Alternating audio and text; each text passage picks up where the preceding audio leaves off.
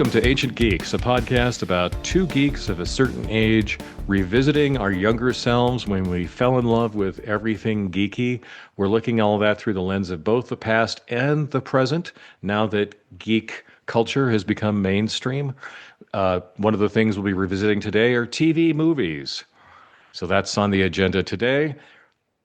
I'm your co-host, Tom Grant, and this is news, Mr. Crossbinder. News! I'm Stephen Taylor. I'm just a dumb podcaster doing his job. There you go. Okay. Before we get into the topic, the TV movies, The Night Stalker and The Night Strangler, and TV movies in general, and creepy TV of the 1970s, what geeky things have you been doing lately? So I got for Christmas Roger Zelazny's Seven Tales of Amber. It's a collection of short stories and sort of fragments that are linked to Amber. I just started. It's very thin. I should finish it soon, but it's interesting. And maybe I'll write up something, but I want to get to it. How about yourself? I just got something I ordered. I've been really looking forward to. It's a role-playing game called Dolmenwood. It's based on more British fantasy, not necessarily Tolkien-ish, more like Gormenghast, if that means anything to you. Sort of like gothic elements, cozy elements. It's an interesting setting, so I'm looking forward to reading that.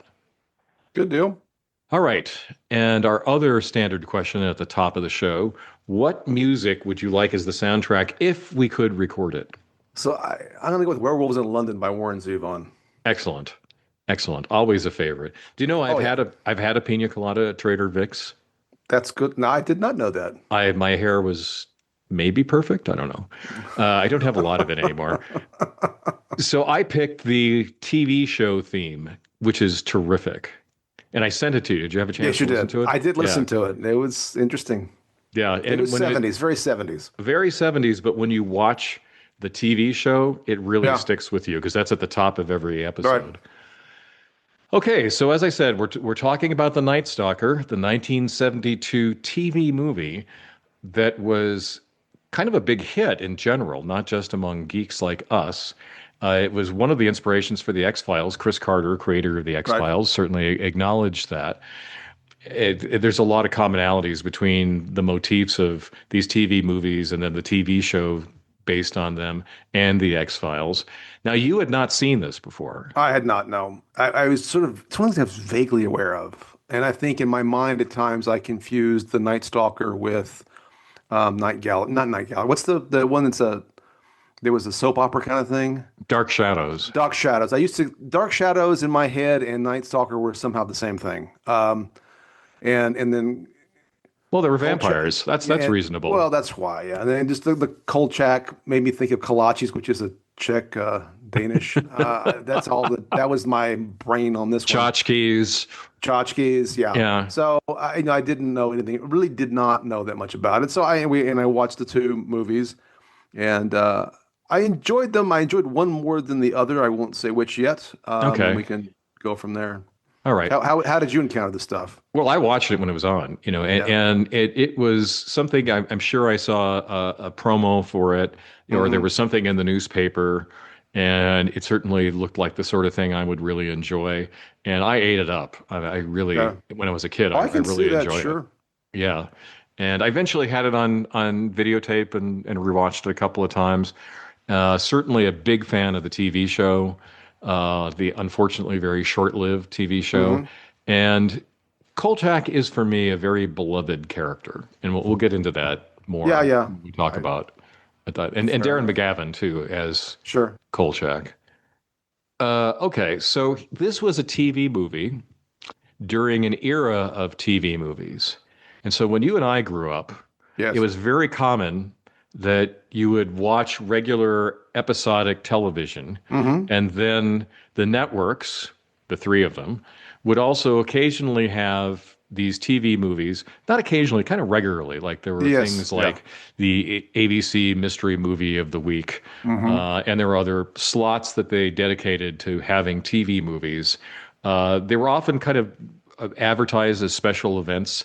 that Yes. they were of sufficient quality that I think quite justifiably in a few cases they said you really got to see this, and this became the sort of TV moment that you planned around a little bit, and you also told people about if they missed it, and you waited to see it in reruns, whether or not you saw it, if it was something that really appealed to you. They didn't have big budgets because No, they this did not. this was television in the 70s, and when we did the 70s superhero TV show episode and the 70s variety show episode, one of the defining characteristics of shows of that era were incredibly low budgets, Yes. but they were often very good. And I'll just mention a few kind of signature TV movies of this era. Brian's Song, the tragic story of a footballer with a fatal disease. Yes. Duel, Steven Spielberg's first movie. Hmm. That Certain Summer, The Screaming Woman, The Jericho Mile, which was Michael Mann of Heat fame, his first TV show. I'm sorry, his first movie. Sherlock Holmes in New York, which I remember watching, and then the classic ABC mystery movie, which was a rotation of Columbo, McMillan and Wife, and McCloud. McCloud. Yeah, I kept thinking about McLeod in both these movies because every time Vincenzo yells at Kolchak, that's what it made me think Kolchak. about. Yeah, Yeah. same. Yeah. Yeah. And I just want to putting together this list, I realized I watched a lot of these. And Yeah. did you watch a lot of them, and did any of them stand out for you? So the list you made, I mean, I'm aware of Duel just by reputation because of its historical significance to Spielberg's career, but never saw it. Brian's Song I saw, but I saw it, I think, many years after it was out. Hmm. The ones that, I mean, the concept of a TV movie sticks in my head, and the concept of a TV movie, as you described it, I think fits. It was always, yeah, a low budget affair, and it always usually starred TV actors and not movie actors, right? This is an era in which TV and movie actors were mostly kind of segmented off into their own worlds, right? Right. You didn't cross over the way they do it now. Um, and I think TV movie also kind of has a connotation of being a lower quality product, even though not always the case. The ones that Right. really I recall really are the ABC mystery movie ones, right? We watched. I mean, I watched a lot of Columbo even as an adult in reruns, but my parents watched McCloud and McMillan and Wife, and Hmm. those were on with some frequency, and I feel like I'm missing some. But yeah, I didn't watch a lot of them, but those crime ones in particular we watched. Yeah. And the television at this time had an interesting mix of, we had variety shows, which we talked to Hmm. death. We Oh had yes. standard episodic television. Hmm. We had anthology shows like The Twilight Zone, Outer Limits. Those were on the wane by the Yeah. 70s. Right. But then you had these, which were none of the above. Right. But they were one-shot stories told, except for the mystery movies, which you had the same recurring Yes. Yeah. detectives and supporting characters. So they were quasi-episodic, but I wouldn't really call it that. Um, there's also a surprising amount of horror. Hmm. And it was probably because of something we talked about, the appetite in the 1970s for the occult, the paranormal, the weird. Yes. And so, like, some of them I watched were the Mephisto Waltz, which was, I think, a creepy movie with Alan Alda, if memory serves correctly. There was Horror at 37,000 Feet, which had this sort of odd Lovecraftian feel to it. Trilogy of Terror, a famous quasi anthology TV movie because there are three Mm. stories in it, as the name implies. And they had the same vibe as another show that was on that I watched, aside from the Kolchak TV show, which was Night Gallery, the follow-up TV show that Rod Serling did after the Twilight Mm. Zone. And they all had, as I said, a vibe and a particular very TV-like way of filming. Like you could kind of tell a TV movie if you were watching it Oh versus, yeah, it has a certain vibe and look to it. It really does. yeah. Which when I was watching The Night Stalker, it kind of struck me, just to jump ahead a little bit, that Sure. it didn't have exactly that vibe. I mean, TV shows would have, like, especially with interior shots, very bright lighting, kind of 360 degrees. It was sort of anti-cinematography. It was, Hmm. there wasn't any interesting lighting or composition or anything, and that's less the case in a lot of the Night Stalker, but we'll get to that. But it was a special event often that you made time for, if in TV Guide, which was the main vehicle Right. for marketing TV shows and then helping you plan your time, that you saw these things in TV Guide and you said, maybe I watch this, maybe I don't. So were you actually a TV Guide, the magazine family? Oh yeah, definitely. How about you? So we were just the whatever was the Sunday newspaper version. That's what we were. Just hit Same. me. Well, no, you could look in the thing, right? But it wasn't the TV. It was the one that was published weekly in the newspaper. You weren't Not the serious. You not weren't a well, I guess serious not. TV And it watcher. wasn't. We didn't have the guide. We Yeah, just which had. had Well, again, hey kids, this was an interesting era when you not only had a schedule of TV shows that you had to Yes. plan to watch, but also articles about the TV shows. Yes. Yes. Yes. And so, Yes. like for geek things, for example, there were cover stories about Star Trek and other things that we watched. That I can remember holding on to those episodes of TV Guide for a long No, time. I've got some issues of TV Guide with Star Trek on the cover, Yeah, but mostly it's all 80s and 90s Trek. I don't have the old school stuff. yeah. All right, a little background on this before we get into our reactions, because there are some interesting people behind this movie and the second movie that we're going to talk about.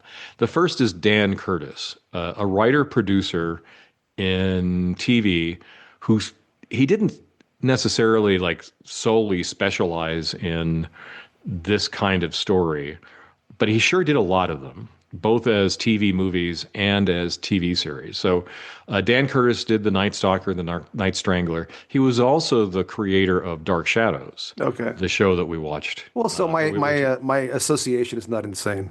Yeah, that I say we watched. Like my family would occasionally watch it. I did not, and it sounds like you didn't. No, no. It I'm was aware of it. it was one of the strangest soap operas ever. So it was a story about a vampire, and he lived in this mansion.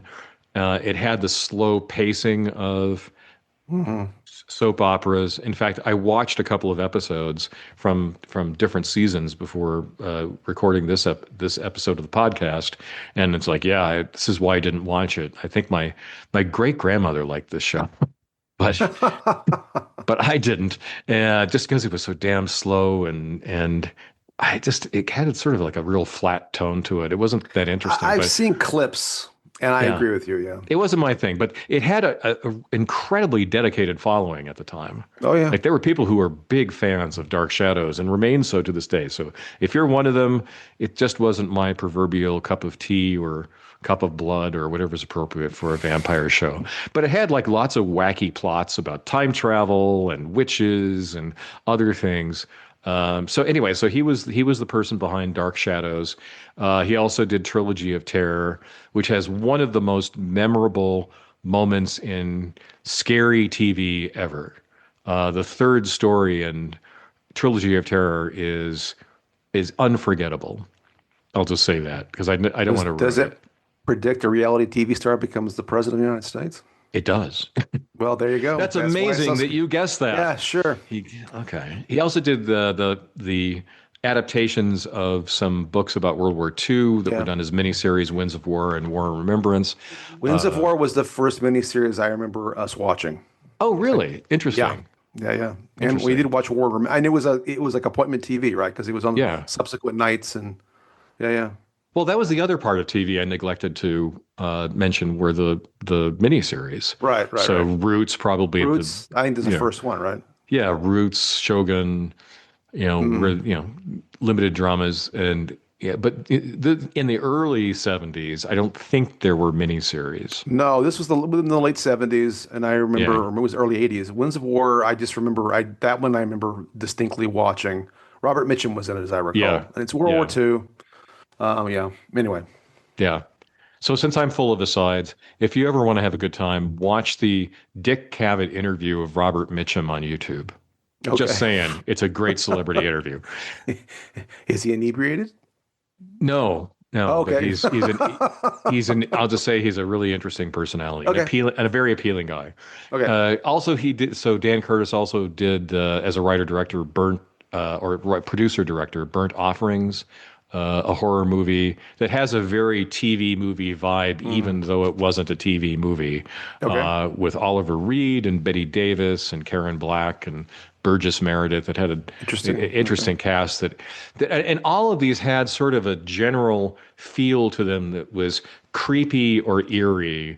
It Hmm. wasn't anything like sort of slasher horror or just like unnerving Right. sorts of stories and situations. Um, and then the other person I wanted to mention was Richard Matheson. Okay. So Richard Matheson wrote the screenplay that was based on an earlier treatment that was done by a different person. But Richard Matheson is a terrific writer of this period. He wrote probably the most famous contributions that he made to TV were through the Twilight Zone. He wrote a lot of really terrific episodes, almost like canonical episodes, the must-watch sorts of episodes of the Twilight Zone. He wrote the short story The Duel, the TV movie we mentioned earlier, was based on. A lot of his books were adapted into movies. So I Am Legend, Hell House, The Shrinking Man, What Dreams May Come was based on a book of his. Somewhere in Time, that was based on a book of his. A lot of the Roger Corman adaptations of Edgar Allan Poe were written, had Matheson screenplays. And he was just also in print, a very readable guy. Since I'm such a buff of short story collections, Yes. I've had Richard Matheson story collections along with the novels. I've enjoyed his writing for years and years. You did leave out the most important contribution. What? He was the co-author of Jaws 3D. That is really terrible of me to leave that out. I don't know why that wasn't top of mind. Yes. Well, we all do things for a buck sometimes. That, Um, you're getting paid? You're getting paid? Talk to me, man. No one told me we were getting paid. Damn it. I was keeping it quiet. Our vast media empire is raking in the dough. Uh, Oh, don't you know? okay. So let's get to the movie now. We've had Sure. way too much background on it. What's a good one-line summary of this movie? Um, intrepid reporter discovers vampire murderer. Okay. Yeah. So that's basically it. I think that's Yep. not spoiling this 50-year-old TV movie for anybody. Even if it's, Yeah. if it's worth worrying about spoiling. I No, I don't think that's the case. I would point out, in case somebody wants to see both movies are available on YouTube in their entirety. In fact, that's the only place I could find them. So yeah, they're out there. yeah, I think they're also on archive.org if you want to Could watch be. them. So I just want to ask you some specific questions before we get into broad brush reactions. What did you think of Kolchak? Okay, so at first, I had a little bit of a roller coaster with Kolchak. At first I found him kind of quirky and charming. He tends to be the kind of character that I like, a sort of a knowledge-based character. But after a while, he started to get on my nerves. Hmm. And by the end of the second movie, I'm like, you deserve to be thrown in jail and you deserve to be fired because you're obnoxious. Yeah. And just so, and I was a little, I mean, again, watch these movies right back to back. It really is in some ways, while the mystery is sufficiently different, the structure is so identical, really. Hmm. So I found that a little annoying in its own, from a critical point of view. But I liked him, but then I kind of didn't. And I like him, but I suspect, and I'll be curious because you've watched it and I haven't. If the subsequent TV show was him doing this for 20 episodes, I'm not surprised it didn't last. Okay. Well, I think that's maybe a little unfair because there's a Could be. structure to, mystery TV shows, Sure. where No, the it's structure, crime the structure. happens and Sure. then there's the investigation and then the resolution and that's kind of what these stories are like. These are Sure. monster of the week stories. Like Yeah, this is the yeah. original monster of the week. Like So, I same mean, protagonist but different monsters. setting aside my critique, I guess what I was referring to wasn't so much the structure, because I understand why the structure would be replicated in the TV series. The only thing I suspect could be frustrating is Mhm. if he's right every week, but he never gets his due. That's annoying in its own kind of way. Oh, right. Yeah. The That's part that I found literally annoying about him though is he is so. I understand he's right, and I understand sort of the righteousness of being right. Um, but he's obnoxious about it to a degree. In the first movie, not to get too far ahead of ourselves, because in both movies there is this structural conflict between there's a conflict with his editor mhm. Vincenzo, who's yelling at him all the time, and then there's a conflict with law enforcement and city officials. The city officials in the first movie are, quite frankly, total assholes, and I really, really did not like them. And it made I don't think you're Kolchak's. supposed to. No, you're not supposed to. Yeah. Kolchak's reaction to them, therefore, is a little more acceptable. In the Hmm. second movie, the Seattle police chief actually is totally reasonable, even if Right. they don't pursue the crime the way Kolchak wants them to. Hmm. And I think you should have gone and covered the Tulip Festival and let the cops deal with it. And I'm not sure things would. And that just, I felt like at that point he was way over the top Right. Well, in a way that what. Go ahead. interests me about him as a character. So, Okay, fair enough. like all these TV detectives, to use a point of comparison, are Sure. generally likable people. They might be Right. eccentric, Right. like Columbo or like McCloud, Hmm. yeah, but or bland like Jessica Fletcher, Right. but yeah, they're generally tolerable. He is a person who's constantly undermining himself because of Yes. his Yeah. arrogance and Yes. rashness and other unredeeming qualities. But that's actually what kind of makes him interesting to me and almost a Sure. little charming because we find out at the beginning of the movie that he's been fired repeatedly from different Yes. jobs, Yes. undoubtedly because of the character traits that we see in this Yes. Yes. story. Yes. Yes. And he is constantly going over the top to the point where I actually found that in the TV show a little bit effective as an explanation why nobody ever believes him because they That's just fair. want to get rid of him all the time. Sure. So Sure. here he is again, demanding the moon from the police and his editors and so forth. It's like, get out of here. Just get out of here. No, I think that's totally fair. It's totally fair. Yeah. But, as a scruffy newspaper guy in a cheap suit and a straw hat and tennis shoes, Hmm. I love this guy. I Fair just enough. Fair do. enough. I just I love mean, this guy. he is lovable, and I don't deny that. Again, maybe it was just watching them back to back.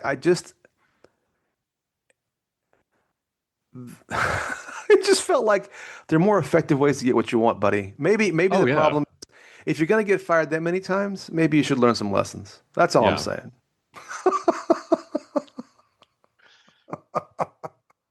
Well, we were just talking before we started. We were both chatting about Death by Lightning, the Netflix Yes. series, and Yes. so one of the two main characters in that is somebody who's also constantly undermining him because he's even more of a psycho than Oh, yes. Yes. Yes. Kolchak Yes. is in a very unlovable way.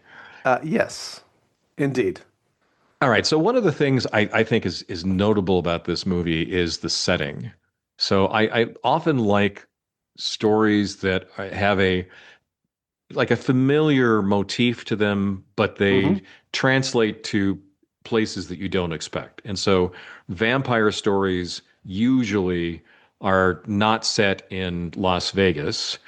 What did No, you think of fair. that as a setting for this No, movie? it struck me both the setting of both films, Vegas for the first and Seattle for the second, struck me as a nice deviation, especially for the early 1970s, from stories set, either in New York or Chicago or maybe Los Angeles.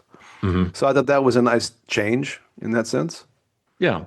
So, no Gothic castles or Right. kind of other things that are kind of part of the mise en scène of Oh, the sure, sure, sure. typical vampire story.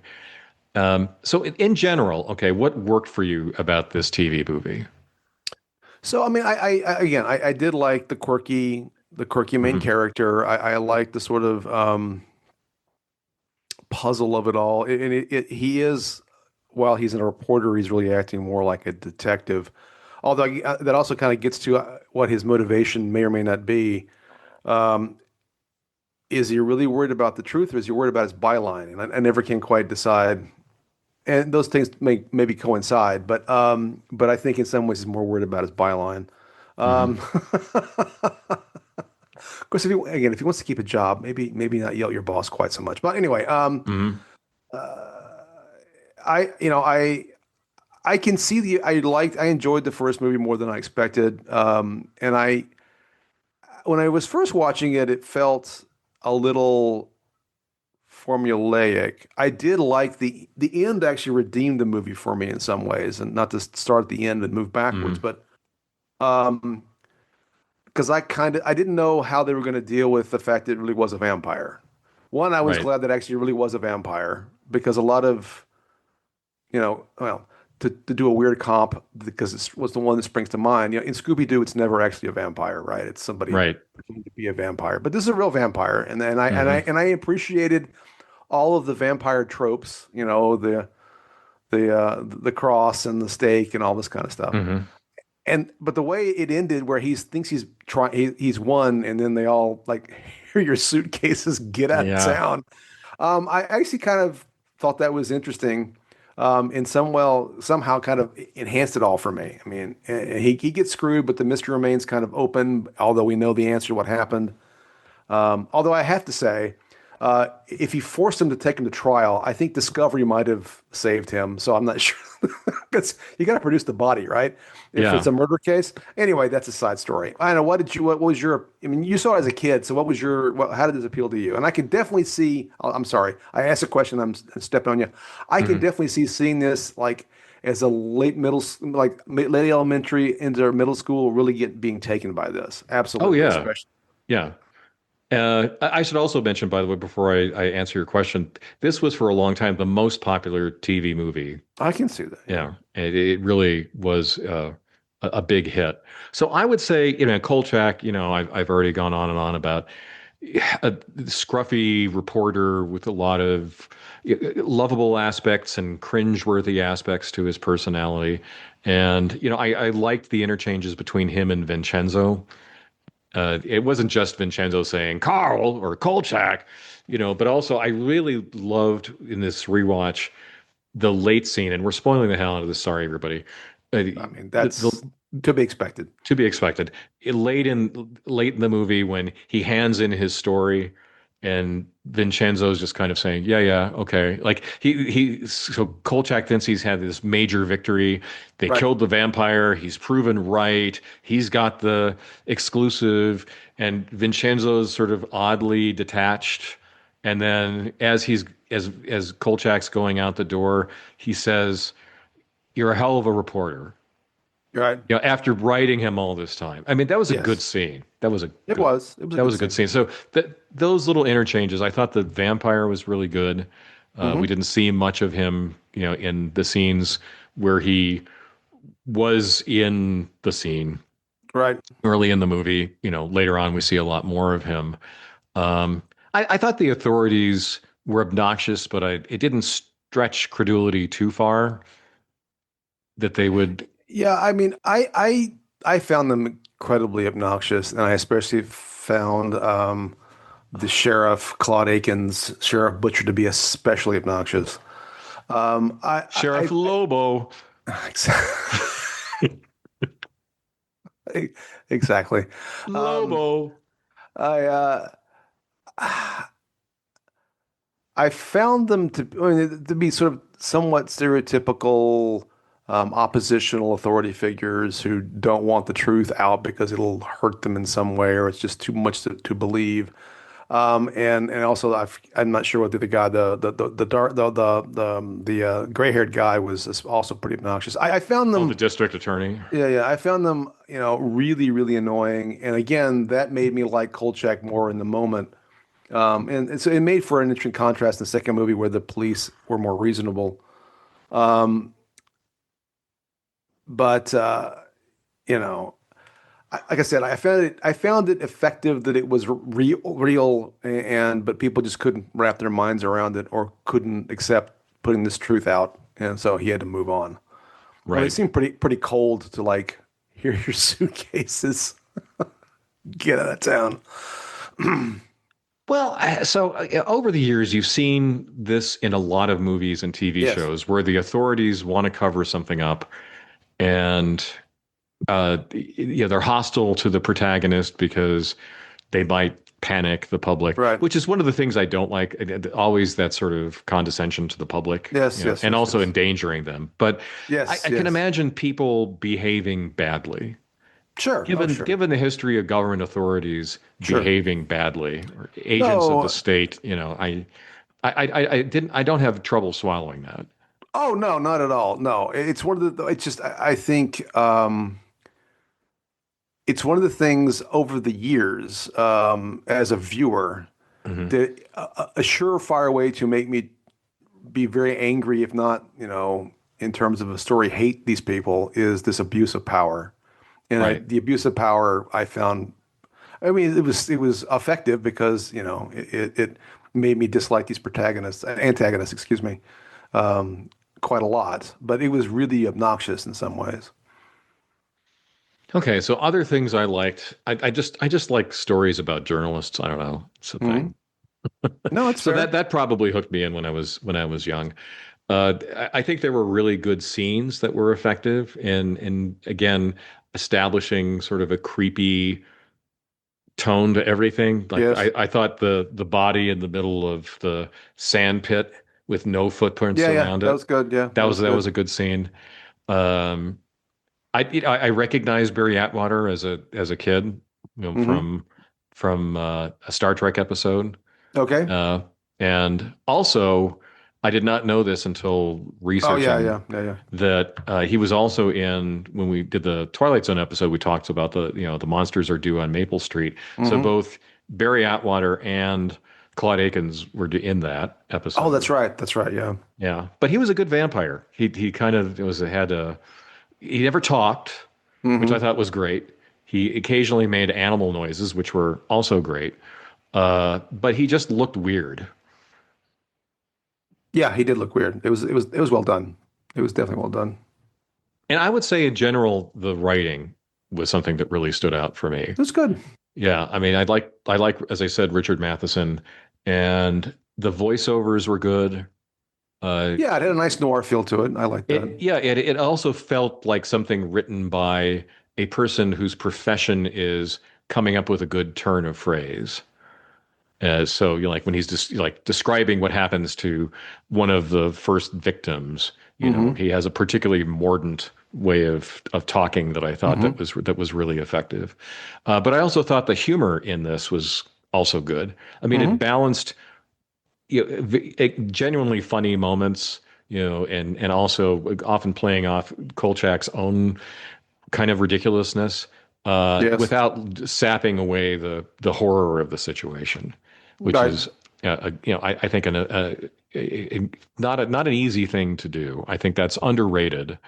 I think there are people writing for television today who could take a few lessons from Richard Matheson and others writers like him.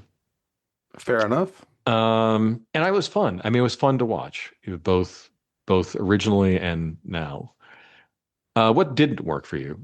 All right, you said that he was overbearing. I agree. I put No, that in I my mean, notes. Just yeah, I mean, that didn't bother me in the first film. That okay.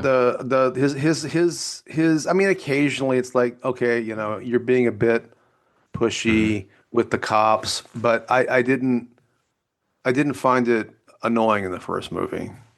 I It bothered me in the second movie. Hmm.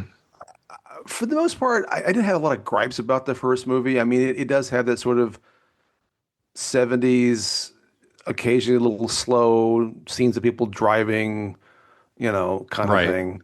Um, the music was very cliched, Hmm. I thought. Some of it reminded me of Oh yeah. the horns are straight out of TAS, by the way. There's some horns in there that are like reminds me of that meh meh meh from the and then the violins and the xylophones. I mean, I'm not even sure. Uh, I assume the music was composed for this, but it sounded like other music of yeah. similar Heavy kind. on the cello, often in Yeah, yeah, music yeah, of this yeah. vintage. Yes, yes, yes. Um, but no, I mean, you know, I I didn't have a lot of gripes about the first one. I mean, again, the 70s of it all was pretty clear. The TV movie of it all was pretty clear. So of a certain quality in terms of production value. Hmm. But I enjoyed it enough, and more than I expected. And like I said, the ending, because it wasn't quite what I expected, I I, I just kind of thought he would maybe they wouldn't put the story out, but he'd be allowed to continue to be a reporter in Vegas, and that would be the next moving on. I didn't expect to sort of. I was like I said, I was pleased it was a real vampire, not a fake, and I was pleased that there was an interesting end of the story. Right. And yeah, I like the character appeals to me. He does fit into like I don't know, the ones that these are weird comparisons, but I think they'll kind of fit. I mean, he's kind of a Doctor Who Columbo, Jim Rockford character to me. It's all kind of like he's like a fly in the ointment to the authorities. Right. He's actually right, although I guess Columbo is the authorities, but at least Rockford and the Doctor are never rarely the authorities. Hmm. Um, and so there was that. I enjoyed all that. Yeah, I put on a list of things that didn't work for me. Aside Oh, from Kolchak sometimes getting a yeah, little over the top, the cuts to the stuntman as the yeah, vampire were kind of sure. clumsy. Uh, that I mentioned there was less of the TV anti-cinematography in this Mm-hmm. TV movie than in others, but it was there sometimes. I appreciate there were a lot of outdoor night shots that really Mm-hmm. worked well. Um, I also wondered why Scorzini was taking all these risks suddenly. As somebody who had been laying low as a vampire for so long, suddenly he's doing things that attract a lot of attention, like Right. raiding blood banks, killing women in very public ways. I wasn't sure about that. Like why didn't he hide the bodies, for example? That Right. was Right. something. Right. But aside from that, everything else I said are more technical nits than Sure. Sure. real, Sure. Sure. big dents in my like for this movie. Very small thing. Vincenzo really needs a better wardrobe in that first movie. He looks like he shops at a thrift store and the clothes never fit right. Yeah. Well, that's always something that strikes me when you watch something from the 1970s, that the things that people thought were really posh at the time, like this is a good suit, this is the decor in a Oh, well, wealthy yes. person's house. I mean, they're Yeah. ungodly awful. He does better in the second movie, but the first movie he's wearing just this short, I mean, his short sleeve dress shirts, and he just looks so rumpled, and not even like rumpled in a real kind of, it just, I don't know, it was really struck me every time they showed him, but yes. Well, this is when journalists were always depicted as, again, I'll overuse the adjective, scruffy, Sure. disreputable, Yes. uh, kind of almost in the underclass in Yes. among the different moving parts of a city. Uh, so yeah, as you see this throughout, you see this, in not just in the Cut Night Stalker, but in other like shows Fletch, too, like Fletch. especially Yes, especially the novel, especially the yeah, novel. yeah. Yeah, not elite people who No. rub elbows with the elite and have their kids go to the same private schools as people in Hmm. government and business. That's exactly the opposite of the kind of the vision of the journalist at this time. Hmm. All right, let's talk about the second movie, The Night Strangler. Okay. So this was again hugely popular. So having another Kolchak movie was not a big surprise. Again, I watched it when it was Hmm. first on, especially as a big fan of the having seen the Probably first movie. after getting back from watching Zardoz that day, you could watch The That's Night right. Strangler. Why not top off with The Night Strangler? Um, do you have a good one-line summary for this? I'm sorry, I'm putting you on the spot No, no, I overuse mean, time. well, scrappy reporter chases um, immortal murderer. I don't know. That's as good as I Yeah. got. Well, I kind of wanted to do this because it is a formula over and over Oh, again, sure. but it was a formula that worked for me. Oh, and there's a line where Kolchak says it's deja vu. I'm like, yeah, it's deja Right. vu, all right, because this really Yeah. is.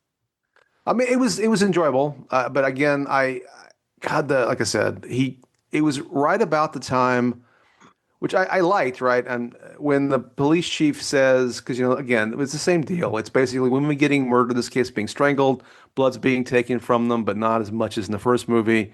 and Kolchak is figuring out that there's a pattern of 21 years this happens, right? Going way back. Right.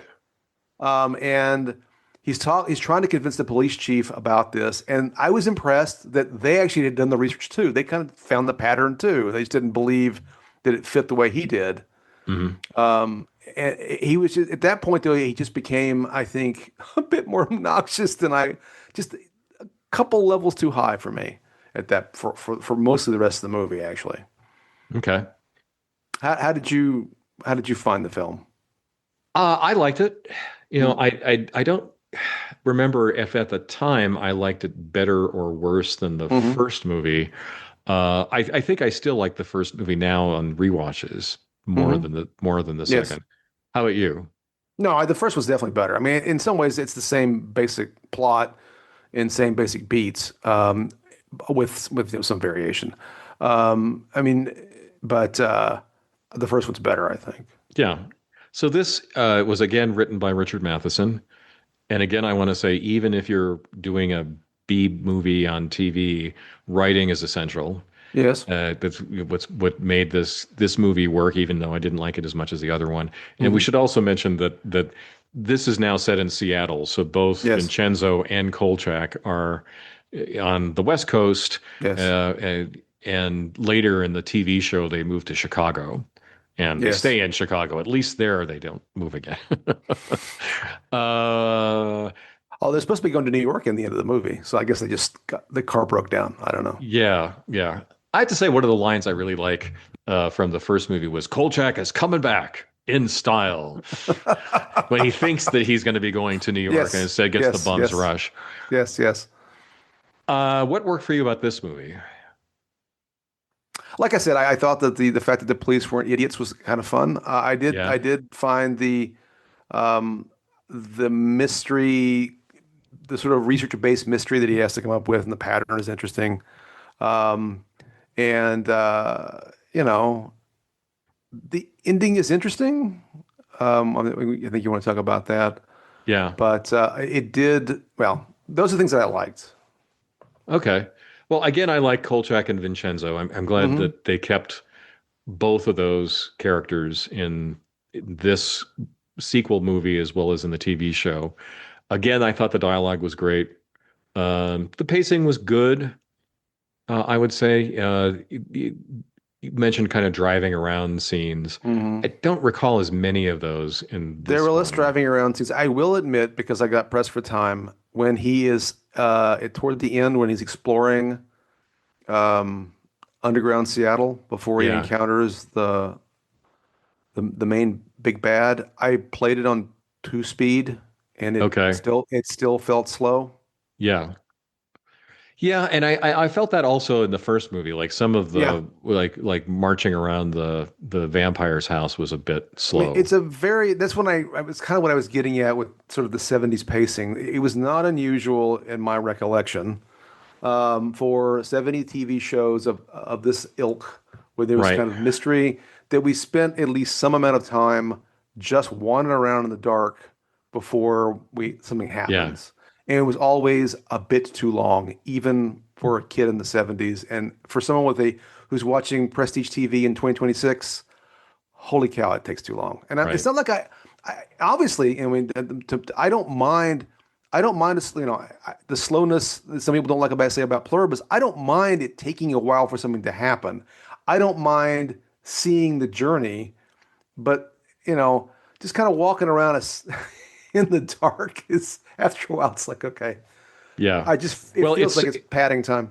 certainly not the pacing of the soap opera Dark Shadows, Well, fair which enough. I mean, yeah. you can watch glaciers moving quickly past you when you're watching that. And I forgot to mention, as I said, I'm going to be full of the sides today. When I was watching an episode of Dark Shadows, there's a scene where this maid comes in and says, "I'm very disturbed about what's happening here." And that should have been the line, and then it Right, ended. But then there's right. this back and forth with another character. It's like, well, why are you upset? Well, I'm upset because everything seems damn strange here. Oh, really? Yes, and I'm upset. About what? About everything being strange. Didn't I tell you that? It's like, you can clearly see they're padding out the time, Yes, yes, yes. for this daily TV show.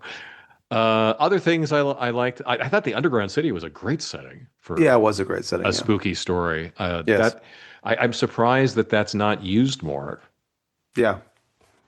Yeah, it made me curious as to how much it had to have been a real place. I'm curious as to can you still go there? I mean, you must be able to, and Yeah. what the details are.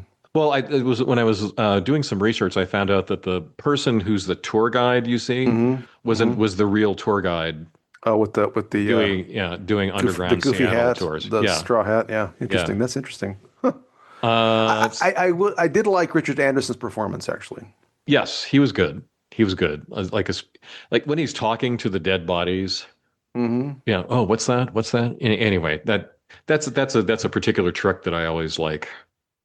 No, and also I was impressed that he didn't feel like oh, I'm blanking on the guy's name. The $6 million his Oscar. character Oscar. He didn't feel like Oscar Goldman being a ghoul. He just I felt like a different character that I happened to know what he looked like. But yeah, that was good. Yeah. And I enjoyed the spurious $6 million man connection. Yeah, There's another $6 million man connection in this episode. Do you know what it is? I do not. Darren McGavin was Steve Austin's first handler. Oh, that's right. I knew he's a big that guy, Darren. He's been in his IMDb list is a long. Oh yeah. Obviously, I know him mostly from A Christmas Story, but Yeah. it's a long list. Yeah. I really liked the character actors in this Hmm. Yes. movie. So the Yeah. first movie had somebody who's been in a lot of movies I like over the years, Elisha Cook Jr., going back to the Hmm. Maltese Falcon. Yeah. He's definitely a that guy in The Big Sleep, and Another Star Trek guy. another Star Trek guy in Yeah. the court martial episode. Hmm. But also John Carradine, the ultimate Yes. B movie horror guy, who Yes. is in like over 100 movies over the course of his career.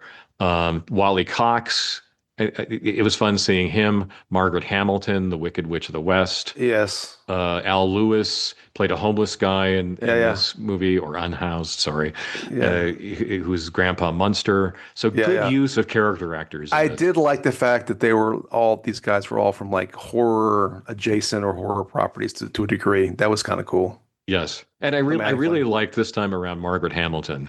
Yeah. That would make me some kind of sex pot. I know. I love that line. Hilarious. An 80-year-old sex pot. Um, speaking of the writing, right? I really, it's a total aside, but there were a couple of there was another reference along those lines that I thought was funny, but I love the part where the police chief talks about vituperation and Kolchak's Yeah. like, you know that word? It's like, what didn't I Yes. pronounce it right? It's great. Yeah, that Yeah. was good. I don't know whether to put this on things I liked or I didn't like. It was surprised by the hint of lesbianism, but not happy in the stereotypical way it was done. I missed this went over my head, Well, that which was oh well there was one of the characters charisma, didn't like belly men. dancer. Yeah, Yeah, didn't like but that's right. That's right. had the like her agent bodyguard, whatever she was. Anyway, they were Yeah, yeah, implying yeah. there was something going Yeah, on yeah, there. that's right. That's right. That's true. Yeah. So what didn't work for you? Actually, was the line about not liking men from the first movie though? Oh, I don't remember. I mean, you're right about. I understand what you're saying about the bodyguard, whatever she was supposed to be. She looked like it's like she's supposed to be some stereotypical Nazi woman Hmm. from a 1950s movie. But there was a reference. I think it was in the first movie that the one of the ones that was murdered didn't like men. Oh, okay. Anyway, doesn't matter. But Anyway, yeah, all I'm right. distracting myself What now. didn't work? No, I mean, again, I got Kolchak, which is a little bit the top for me. That was the main thing that I think did not work for me. And yeah, sure, the formulaic nature of the story, okay, fine. But I understand why it was structured the way that it was. I find I find the Vincenzo Kolchak relationship a little less charming than you do. Hmm. But I did like the fact that it did seem to evolve some from the first film. Yes. Um, Then, as I said, the music just like it's just it was this, I think it was the exact same music from the stalking around in the vampire lair in the first Hmm. movie and stalking around in the ghouls lair in this movie. Yeah, quite Um, possibly.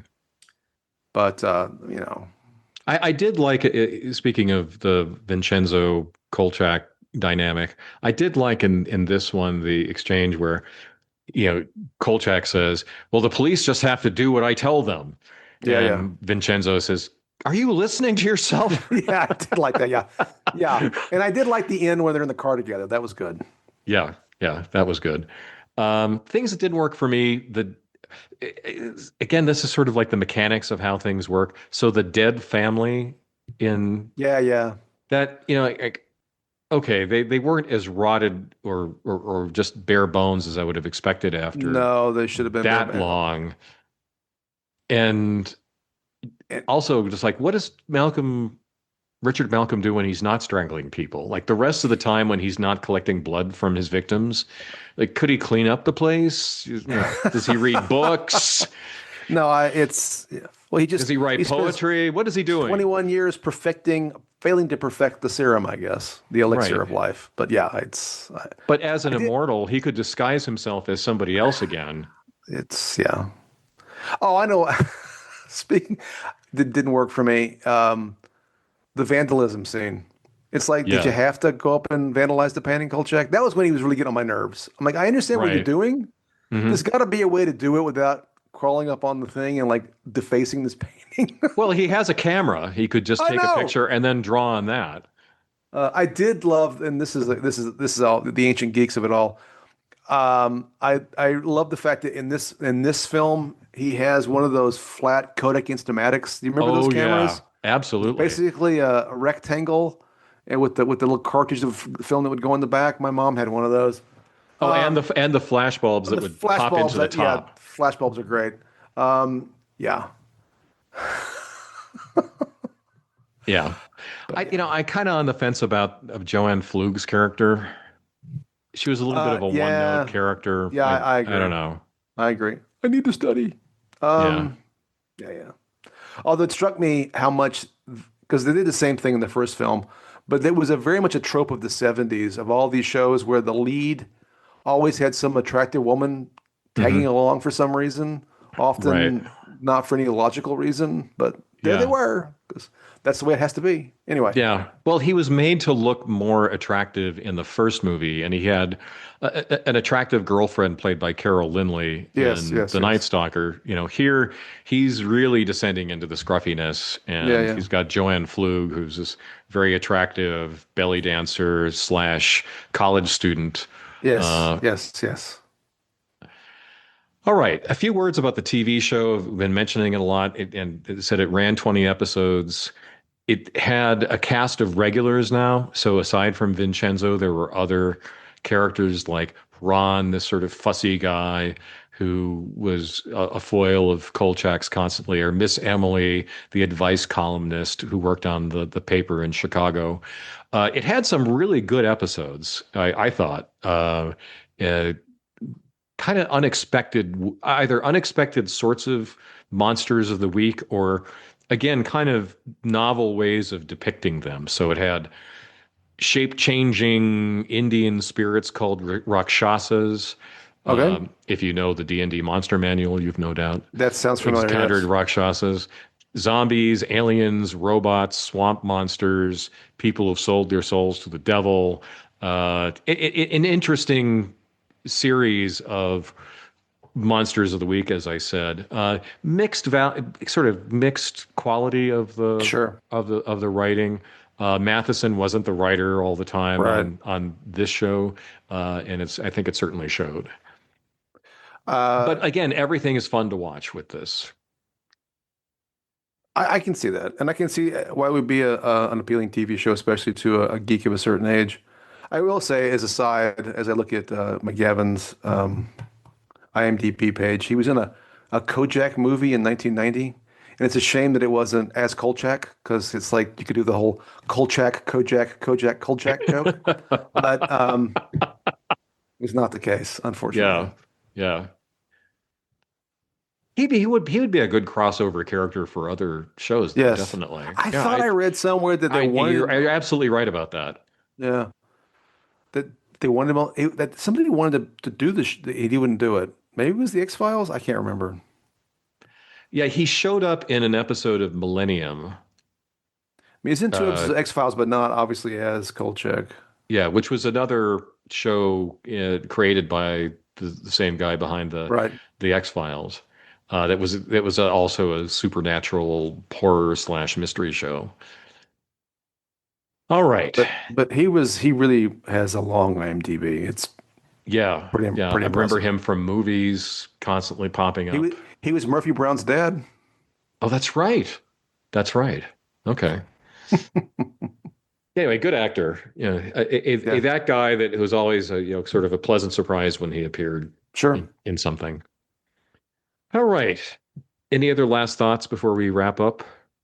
Nope, I think we've covered it all that I We had to say covered it at all. least. Okay. So our signature question at the end of the episode. Well, you didn't have any merch. No, You didn't have any merch. I But did not. what do you wish you had? Kolchak's hat. Yeah, it's a pretty Take the hat. The nifty hat's, hat. yeah, I like hats. I'm not Not sure the about whole, the hat not the band, whole, but not the whole ensemble. no, Not the no, white seersucker suit and the tennis shoes plus the hat. I know I live in the deep south, but I am an anti-seersucker suit kind of guy. Does not do it for me.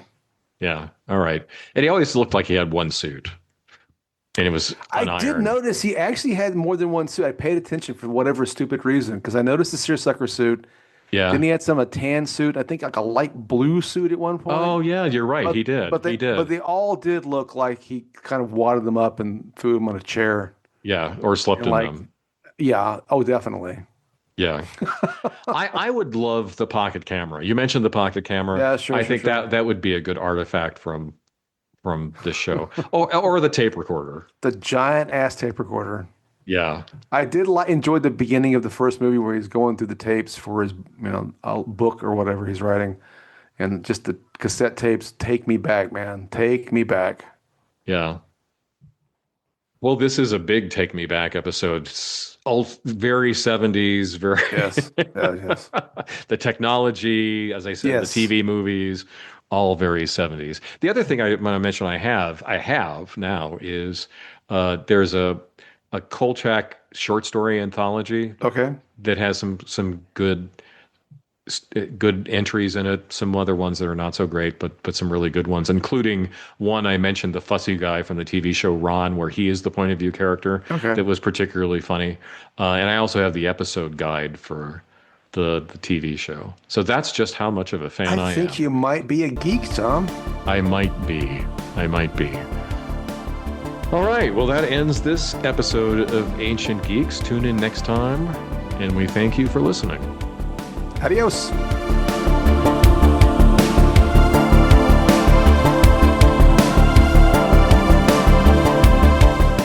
We've got to get back to our typewriters to hammer out copy for the evening edition. But thanks for listening. We'll see you next time. In the meantime, if you like what you hear, like and subscribe. And drop us a note at someancientgeeks@gmail.com or leave us a review on the podcast app of your choice. Look for us at our Substack at someancientgeek.substack.com, as well as other social media outlets like Reddit, Facebook, and Blue Sky. All content is copyright 2026, Tom Grant and Stephen Taylor. Music by Reversed Image, whom you can find on Pixabay. See you next time.